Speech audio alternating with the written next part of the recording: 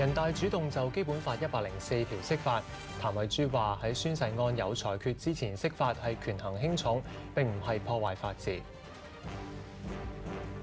政府加推樓市辣招，或者提高印花稅至到15%，首次置業嘅香港居民可獲豁免。 다시 한번 진심으로 사과드립니다. 賀錦麗願意就親信干政事件配合調查，佢嘅支持度跌到新低，只有5%。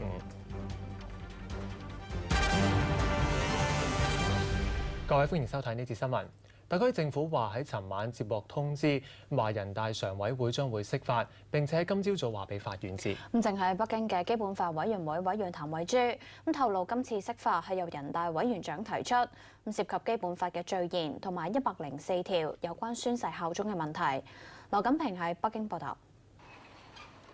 港澳辦副主任周波接見澳門行政長官崔世安之後，冇回應釋法嘅問題。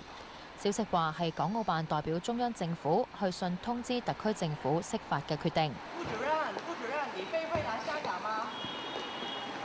特區政府發言人話係喺星期4晚，梁頌恆同游蕙禎司法覆核案聆訊之後，收到中央嘅通知，人大常委會將會解釋基本法第104條。身兼基本法委員會委員嘅港區全國人大代表譚惠珠承認正開會討論。基本法委員會接到委員長方面嘅內函，要求咧係對基本法第104條釋法就徵求我哋嘅意見。咁我哋就開始咗工作，會議係未完畢，仍然在討論中。至於幾時納入議程呢，就係要等委員長嘅會議嚟到決定。同埋咧，就呢一次咧就唔係香港政府或者行政長官要求釋法。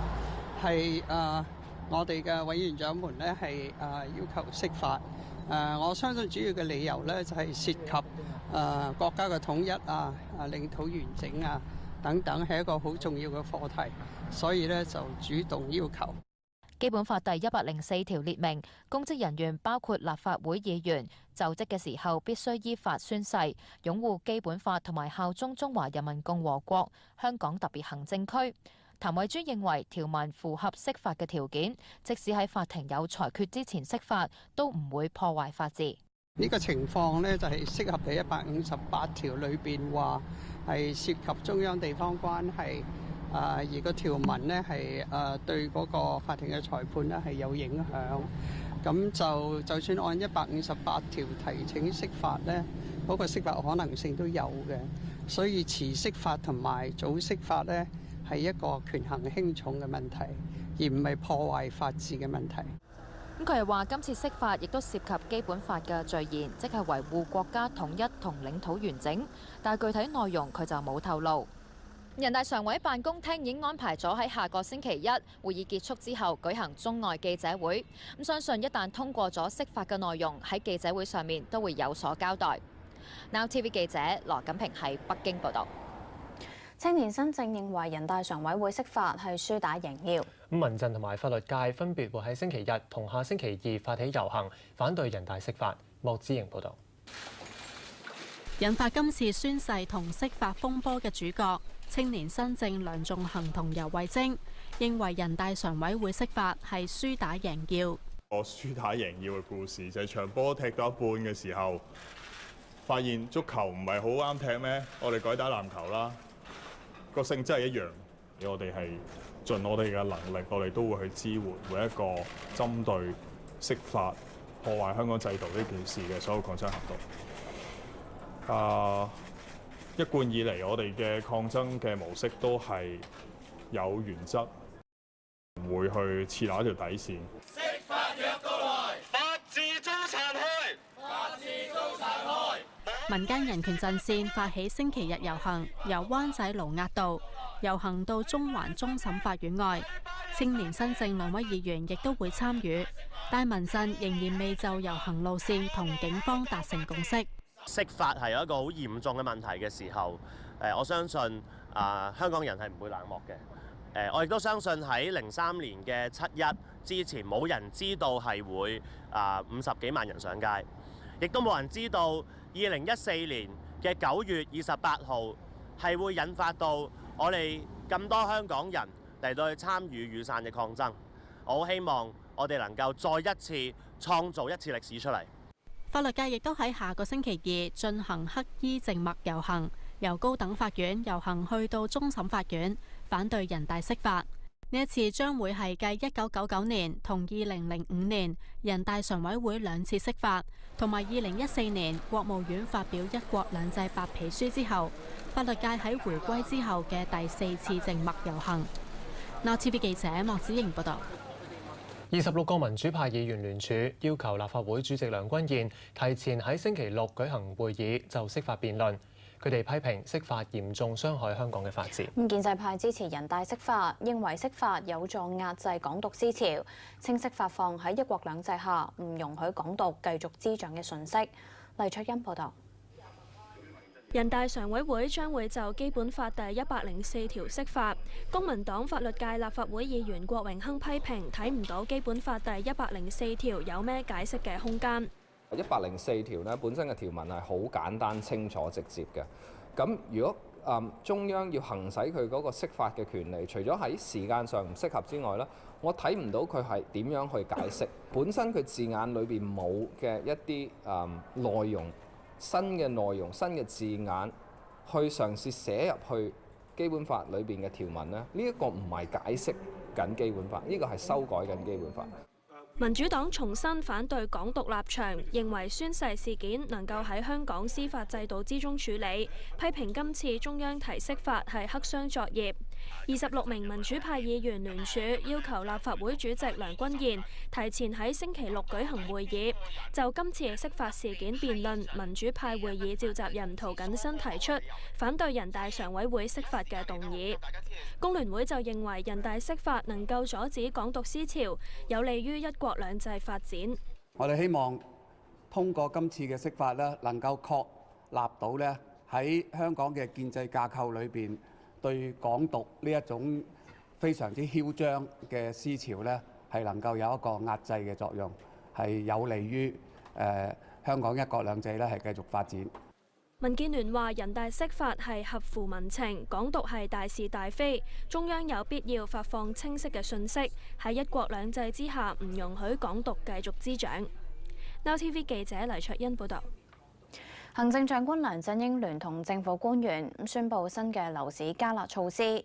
佢先後8次被記者問到全國人大常委會釋法問題，以及係咪為咗轉移視線，喺呢個時候公布樓市加辣措施。梁振英只係多次重申，要等人大常委會有詳細公佈之後，先至能夠回應。我哋收到中央政府嘅通知，就知道呢係人大決定釋法，但係至於釋法嘅詳細情況、釋法嘅範圍以至到決定呢，我哋係要有咗人大常委嘅決定之後呢，我哋先至可以回應嘅。下一節睇下樓市辣招嘅消息。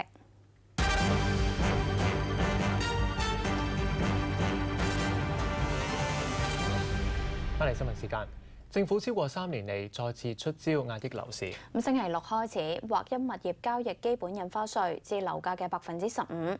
至於首次置業港人就可以獲得豁免。黃正明報導。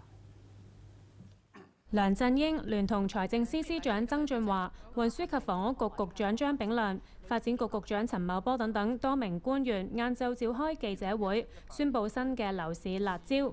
星期6凌晨起全面提高買賣物業印花稅。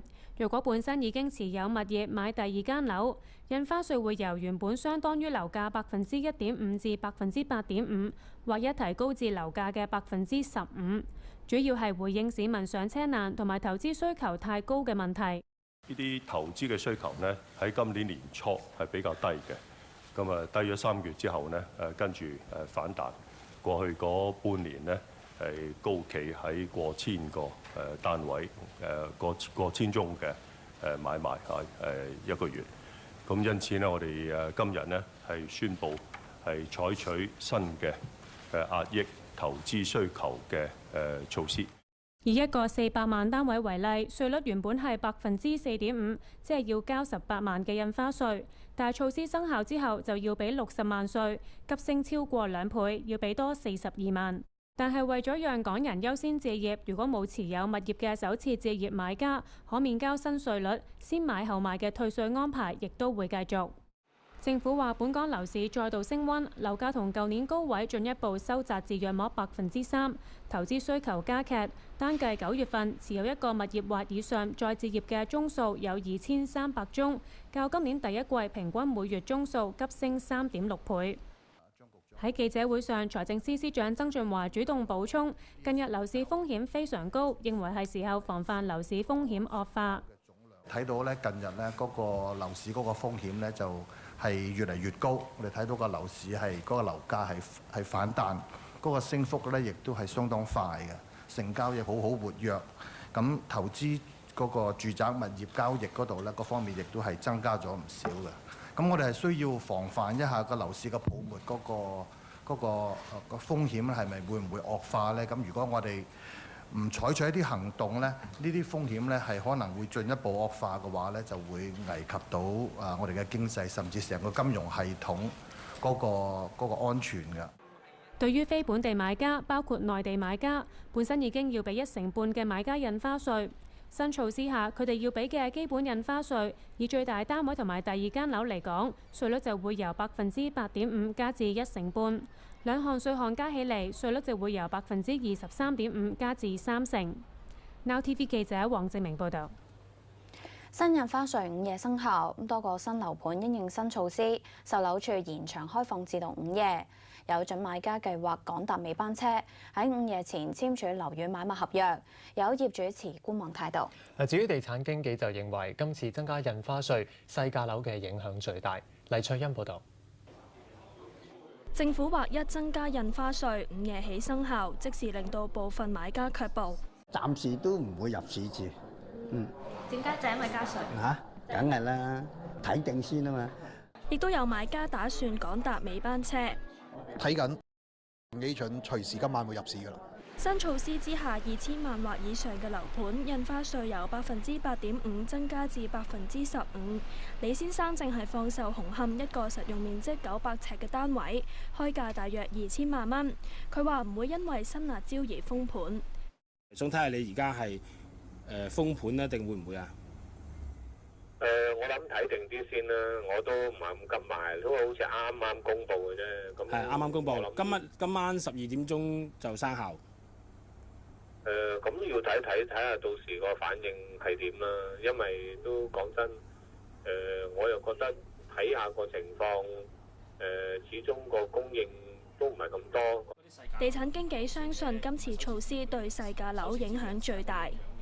咁如果你照翻個比例嚟講，梗係上車盤嘅最驚啦，因為佢哋本身原先俾緊係譬如係4.5%，即係就算 double 啊，俾4.5%或者係俾6%，而家忽然大增到15%。咁咧呢個係相對嘅比例嚟講咧，肯定係細價樓咧嘅投資意欲更加少啦。佢預期喺星期五晚，即係措施生效之前，成交量會大升。隨住新稅率生效，交投會下跌。Now TV 記者黎卓欣報導。江蘇養殖場有大閘蟹驗出二噁英超標。內地負責管轄太湖漁業活動嘅漁業管理辦公室話，大閘蟹喺內地檢驗嘅時候並冇問題，唔知道點解嚟到香港之後被驗出有二噁英。漁業管理辦公室又話，涉事嘅水產公司董事長同時擔任辦公室嘅副主任，唔存在利益關係。關靜怡喺江蘇太湖報導。太湖大閘蟹被驗出含有二噁英。負責管轄太湖漁業活動嘅官方機構漁業管理辦公室話，過去多年供港嘅大閘蟹都未出現過問題，目前正係調查原因，但強調喺輸往香港之前並未發現有問題。今年我們從官方的，就是我們的檢測第三方的檢測中心檢測機構這個範圍的數據來說，檢測下來也是批合格的。佢話太湖有7間公司可以替代其他養殖場報關，被食安中心點名嘅水產公司江蘇太湖水產有限公司係其中一間，可以統一註冊供港，工作係屬於服務性質，只係收取少量費用。否認有報道話交易係以捐款嘅名義進行。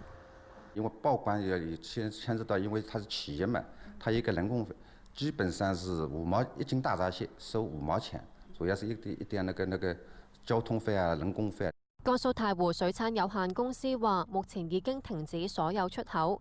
對於董事長朱茂曉同時擔任漁業管理辦公室嘅副主任，漁管辦認為唔存在利益關係。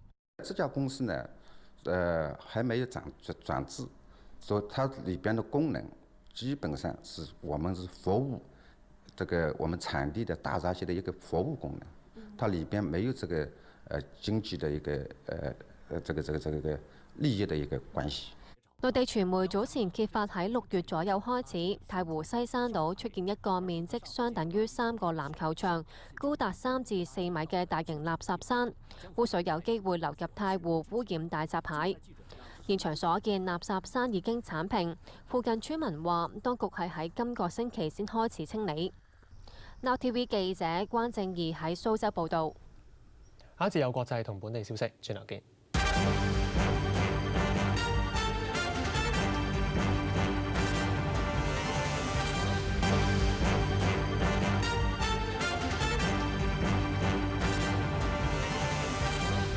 翻嚟新聞時間，南韓總統朴槿惠再次就親信干政事件向國民道歉，承認一切錯誤由自己造成，願意接受檢察部門嘅調查。檢察部門就話對調查總統未有明確計劃。施家勝報導。身陷親信干政醜聞嘅南韓總統朴槿惠，相隔10日再次向全國人民致歉，聲線略帶顫抖。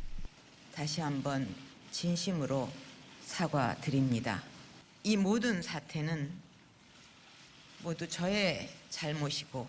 佢話痛切感到自己身負重任，但就為國民帶嚟難以平復嘅心靈創傷，為此感到心碎，晚上亦都唔能夠安枕。朴槿惠話：自己本來係推動一啲志在惠及民生嘅項目，但過程中某人被指中飽私囊、違法亂紀，一切都係自己嘅過錯同失策造成。佢提到風波主角崔順實曾經陪自己度過人生中艱難嘅階段，以至同對方相處嘅時候放低戒心，但而家已經同對方斷絕來往，又否認曾經加入崔順實父親創立嘅邪教。佢表明如果有需要，自己會全力配合調查，以釐清事件真相同責任所在。檢方唔應該受到任何限制，佢甚至願意接受特別檢察組獨立調查。朴槿惠讀完道歉聲明之後，向鏡頭鞠躬，並冇接受任何提問。根據南韓憲法，總統享有刑事豁免權。朴槿惠一旦受查，將會成為南韓史上首位接受檢察部門調查嘅在任總統。檢察部門回應話，目前先確定事情嘅真相，未有調查總統嘅明確計劃。而家除咗星期4晚上被正式逮捕嘅崔順實，總統私人秘書鄭虎成亦都被捕。另外，檢察部門亦都向法院申請正式逮捕青瓦台前政策調整首席秘書安宗範。預計星期6晚會有裁決。分析指，檢方可能喺完成以上3人嘅調查，先至會開始調查總統朴槿惠。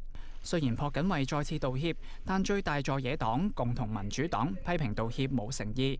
朴槿惠只係為咗繼續掌權，認為佢唔應該再插手國家事務。最新嘅民意調查顯示，朴槿惠嘅支持度跌到只有5%，創咗總統支持度嘅歷史新低。朴槿惠喺今次講話入邊未有提到改組內閣嘅問題。青瓦台發言人指，朴槿惠已經向獲提名擔任總理嘅金炳准移交部分職權，主導施政同協調朝野關係。Now TV 記者施家成報道。7個警員涉嫌襲擊曾健超嘅案件喺區域法院續審。7個被告去到區域法院應訊，庭上讀出多個警員，包括喺黃竹坑臨時拘留中心為曾健超填寫投訴表格嘅警員，同埋投訴警察課人員嘅供詞。供詞話喺案發當日下晝，曾健超獲准保釋之後，曾經喺北角警署會見佢。曾健超當時提供一張寫有指控嘅紙，內容提及大約6個便衣警員毆打佢。其中一個人喺中區警署襲擊佢。曾健超曾經拒絕俾鑑證科嘅攝影師影相記錄，而控方亦都傳召曾經同第7被告共事嘅前警員黃維傑作供。佢喺口供度話，案發當日2次見過第7被告，當時佢戴住黑色框眼鏡，但係黃維傑喺庭上作供嘅時候話唔記得，又解釋因為錄口供嘅時候誤解警員嘅提問，對自己嘅錯失表示遺憾。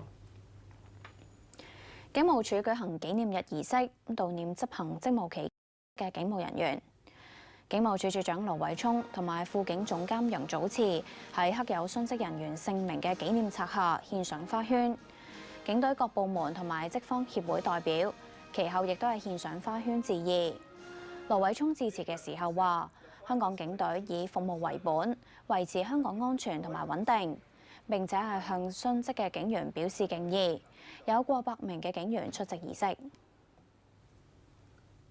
有新聞線索提供俾我哋，即刻 click 入我哋嘅網站 now.com 嘅報料平台 Now 視眼。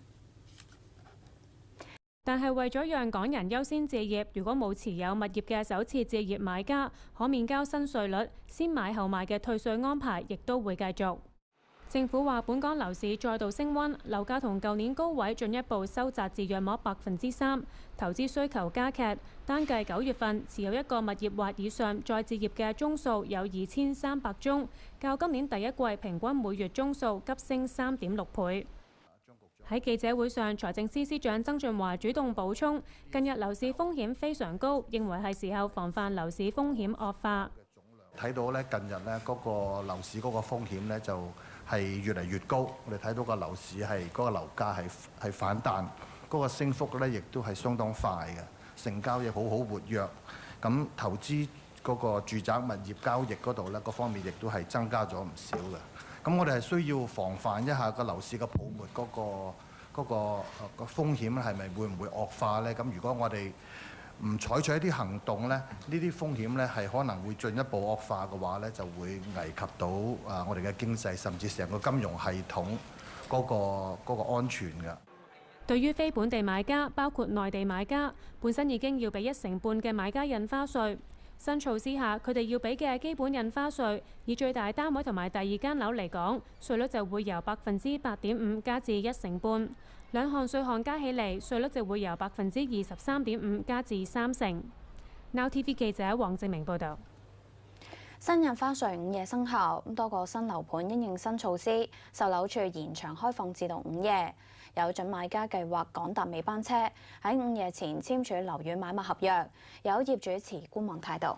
至於地產經紀就認為今次增加印花稅，細價樓嘅影響最大。黎翠欣報導。政府劃一增加印花稅，午夜起生效，即時令到部分買家卻步。暫時都唔會入市住。點解？就因為加稅梗係啦，睇定先啊嘛。亦都有買家打算趕搭尾班車。睇緊幾準，隨時今晚會入市㗎啦。新措施之下，2000萬或以上嘅樓盤印花稅由8.5%增加至15%。李先生正係放售紅磡一個實用面積900尺嘅單位，開價大約2000萬蚊。佢話唔會因為新辣招而封盤。想睇下你而家係封盤咧，定會唔會啊？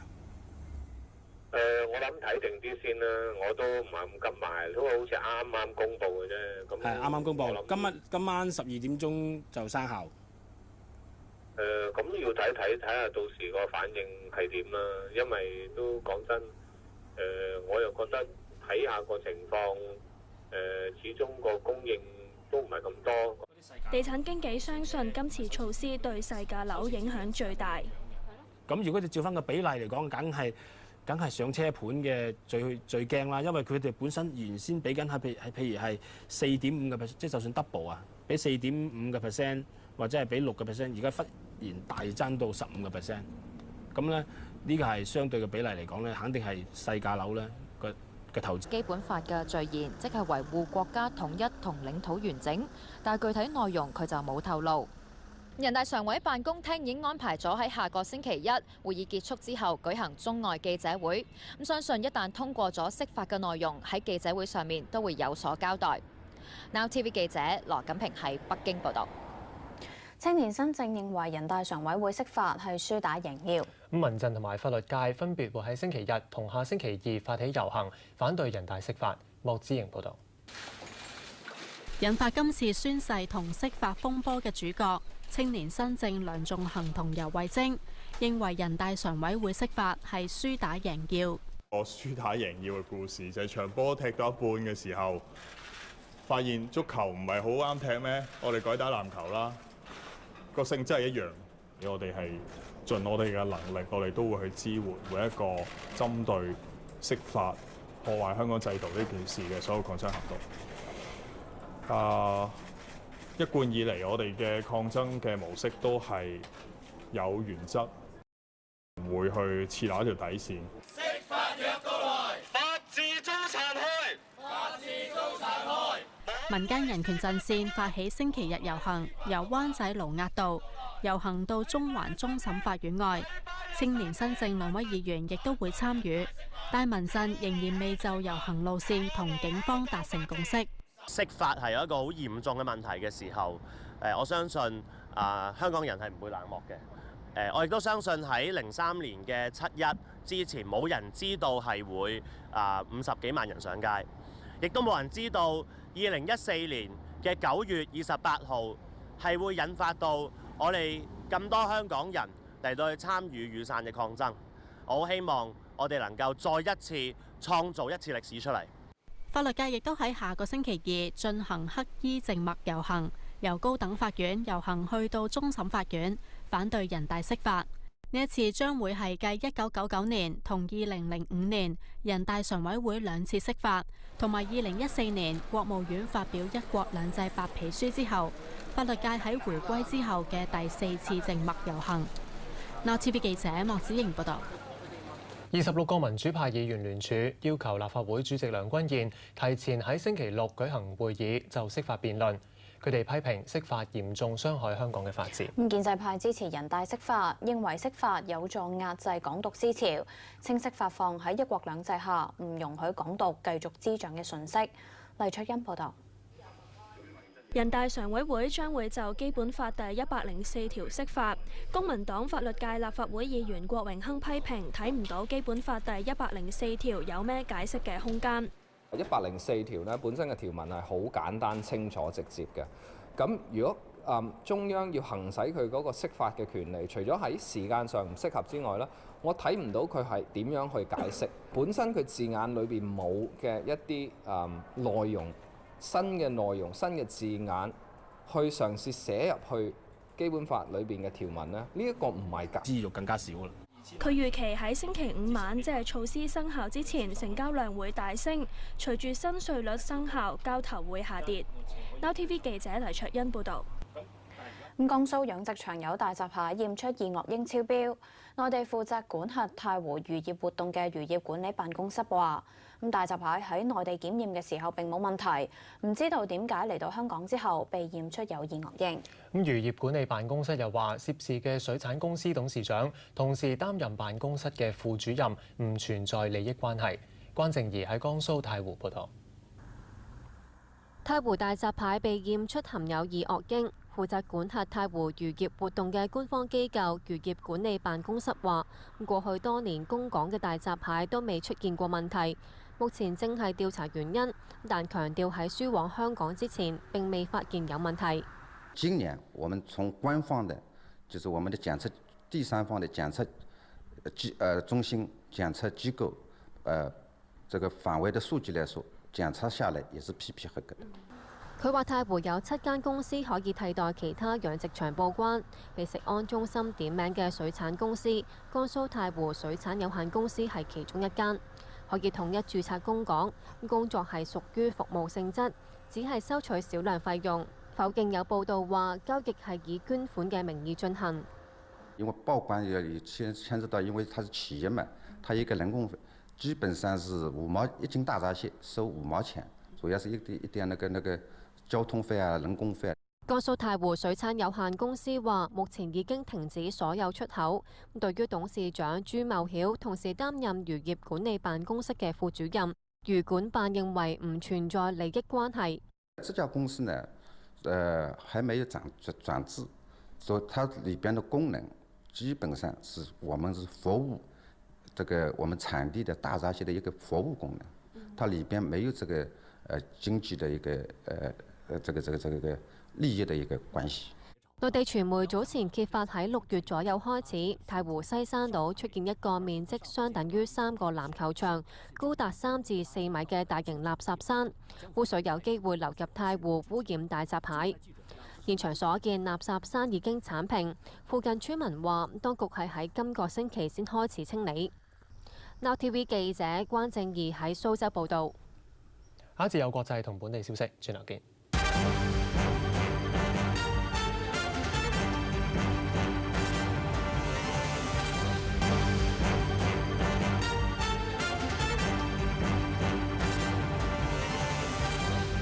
翻嚟新聞時間，南韓總統朴槿惠再次就親信干政事件向國民道歉，承認一切錯誤由自己造成，願意接受檢察部門嘅調查。檢察部門就話對調查總統未有明確計劃。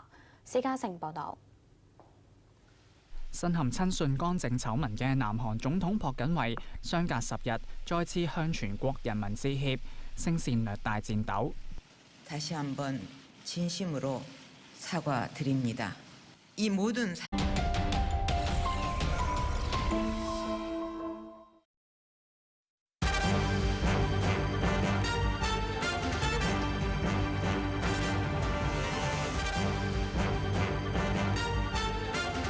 人大主動就基本法104條釋法，譚慧珠話喺宣誓案有裁決之前釋法係權衡輕重，並唔係破壞法治。政府加推樓市辣招，或者提高印花稅至到15%，首次置業嘅香港居民可獲豁免。다시 한번 진심으로 사과드립니다. 朴槿惠願意就親信干政事件配合調查，佢嘅支持度跌到新低，只有5%。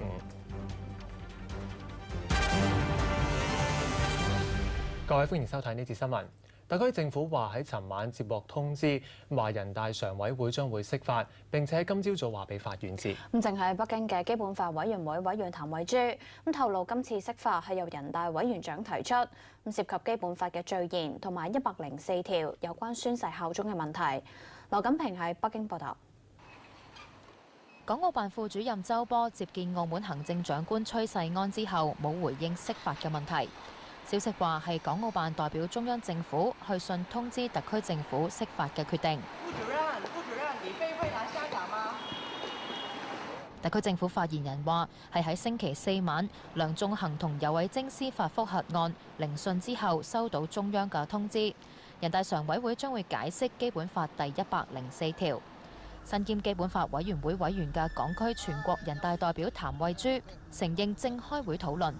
基本法委員會接到委員長方面嘅內函，要求咧係對基本法第104條釋法，就徵求我哋嘅意見。咁我哋就開始咗工作，會議係未完畢，仍然在討論中。至於幾時納入議程呢，就係要等委員長嘅會議嚟到決定。同埋咧，就呢一次咧就唔係香港政府或者行政長官要求釋法。係我哋嘅委員長們咧係要求釋法。我相信主要嘅理由咧就係涉及國家嘅統一領土完整等等，係一個好重要嘅課題，所以咧就主動要求。基本法第104條列明，公職人員包括立法會議員就職嘅時候必須依法宣誓，擁護基本法同埋效忠中華人民共和國香港特別行政區。譚慧珠認為條文符合釋法嘅條件，即使喺法庭有裁決之前釋法，都唔會破壞法治。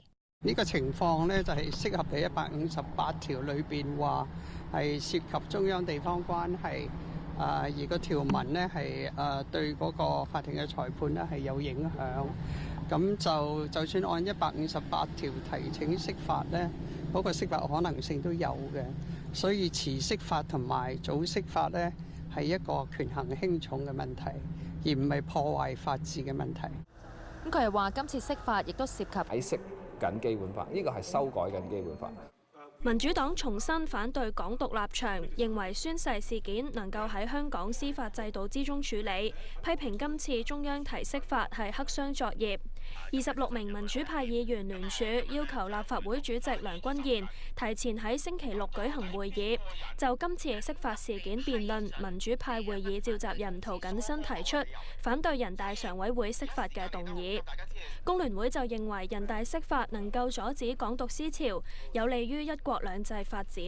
我哋希望通過今次嘅釋法咧，能夠確立到咧喺香港嘅建制架構裏邊，對港獨呢一種非常之囂張嘅思潮咧，係能夠有一個壓制嘅作用，係有利於香港一國兩制咧係繼續發展。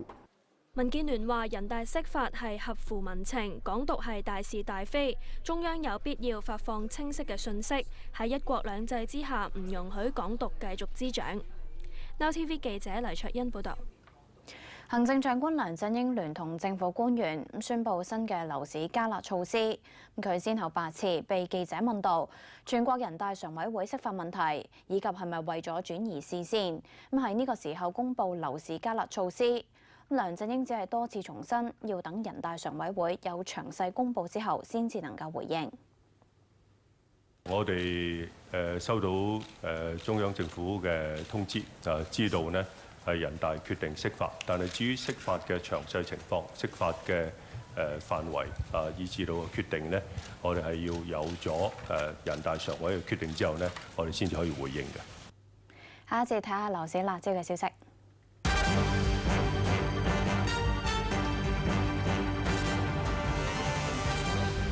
翻嚟新聞時間，政府超過3年嚟再次出招壓抑樓市。星期六開始劃一物業交易基本印花稅至樓價嘅15%。至於首次置業港人就可以獲得豁免。黃正明報導。